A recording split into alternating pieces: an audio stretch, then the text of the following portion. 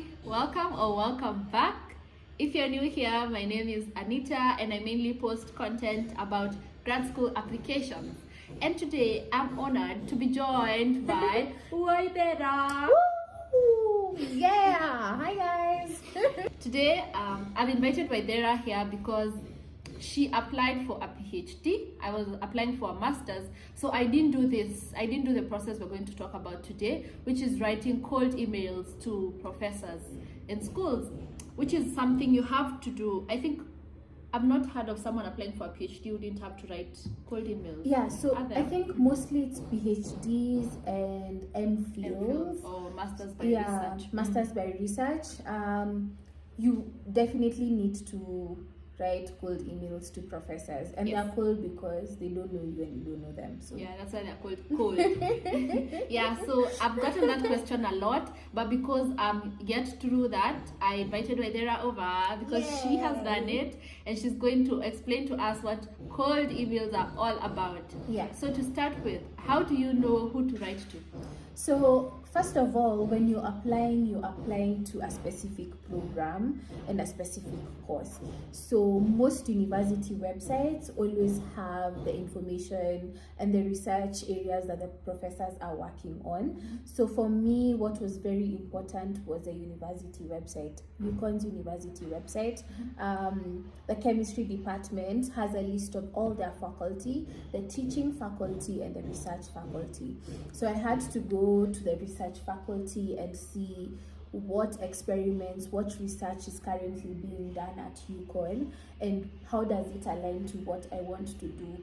And then it's very detailed. The websites normally have the name of the professor, their emails, their mobile numbers, their research group, who's in the research group. So that means you can also reach out to a student who's in that particular research group, and the various publications and the various research that they're doing currently and also previously. So for me, that was very key, and it directed me to who I wanted to reach out to. And for me, since I'm in polymer science, and polymer science also has a wide, polymer chemistry it has so many other subunits and sub-courses under it. And for me, primarily, I wanted to focus on green polymer chemistry, which is sustainable and good for the environment.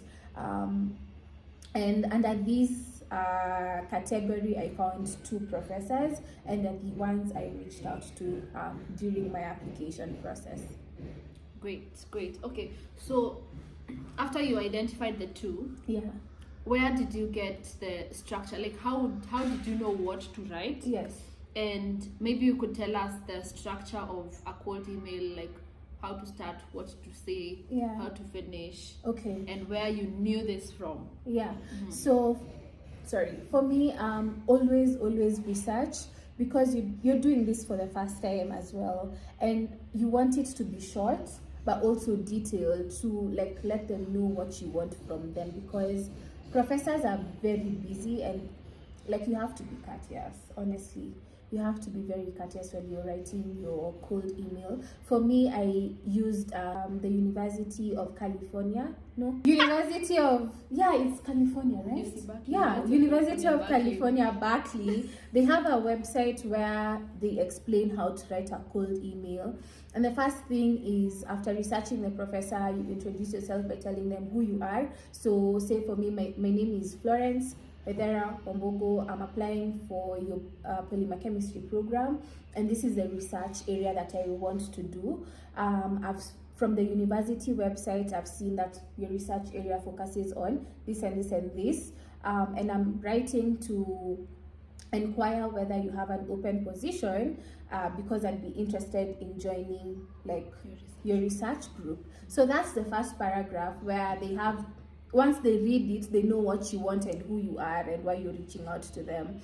And then what you want from them. Another thing is, what do you want them to help you with? Why them? So that's also very key to know and write about. And this is personalized to you and what your goals are, what your career goals are, and your availability and why they should pick you. So it's again your also like writing a small mini personal statement to them, explaining why you are a good candidate to join their group. I also attached my academic transcripts. I attached my CV, because academic CV, not professional CV. And then, yeah, ensured that the email was grammatically correct, no spelling errors. It was also short, not so long, because you don't want to write a whole book in an email. And then I sent it.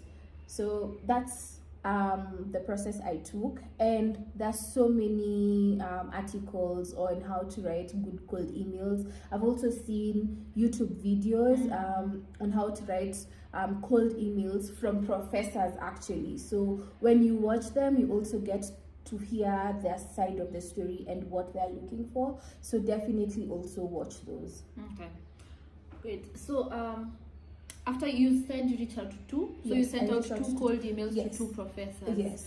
And you heard back from both of them?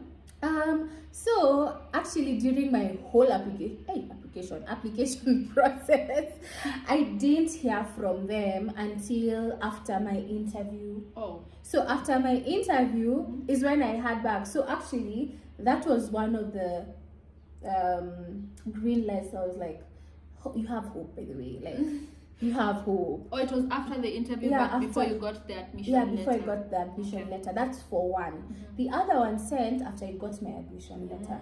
Yeah. So the one who responded first was actually a lady. She's Indian. God, I think she'll be my advisor. Anyways, I do. And then she has Kenyans. Oh. So that's also a plus. But yeah, like she reached out and she organized a meeting just to like now know what I want and also get to know me and also see my personality to see if I'm a fit for her research group. We're only human. Yes. So she was actually very excited to learn that I'm Kenyan because her research group is mainly Kenyans. Kenyans and I think one Ugandan. So it was also nice for me to know that her research group is open to people like Africans and Kenyans, to be specific.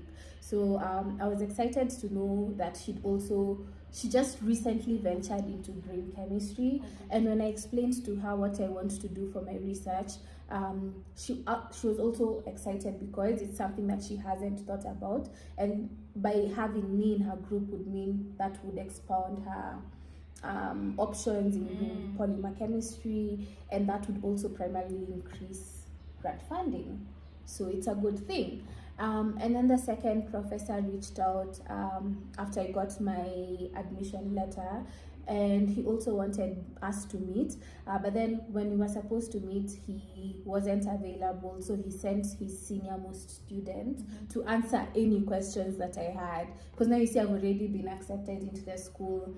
And based from my academic transcripts, he also really wanted me to be in his group. So yeah, I sat down with his students, asked questions about grant funding, if they have jobs on summer, because my grant, my GA doesn't cover for summer costs, so I needed to know that so that I see who would be good, because living in the US with no money for 3 months is the ghetto with this inflation.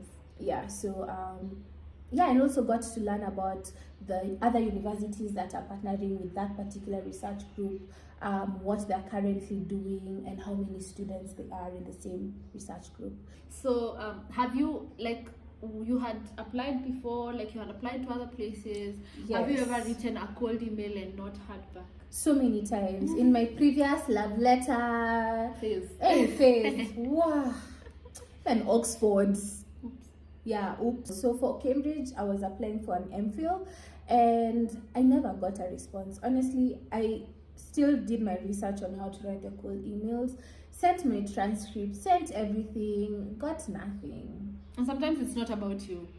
Yeah, it's just them, like they don't have the time. And plus, I think for Oxbridge schools, they're focusing on students who actually get in.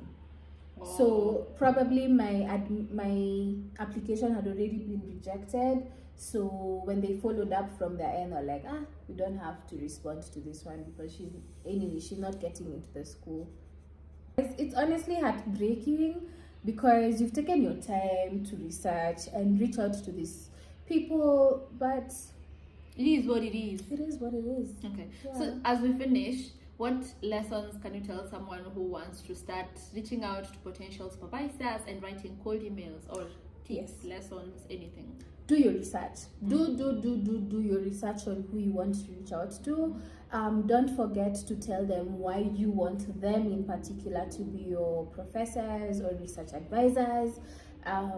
Also link what you want to do and your career goals. And lastly, be courteous. Like they don't have to respond. They don't owe you anything. Yeah. So if they don't respond, you can do a follow-up to the emails that you've sent, but if they don't respond to the follow-up emails, let it be. Like, just leave them. Yeah. Okay. Thank you so much You're for welcome. sharing your wisdom on cold emails. That was it for today's video. Bye. I will see you in my next video. Bye.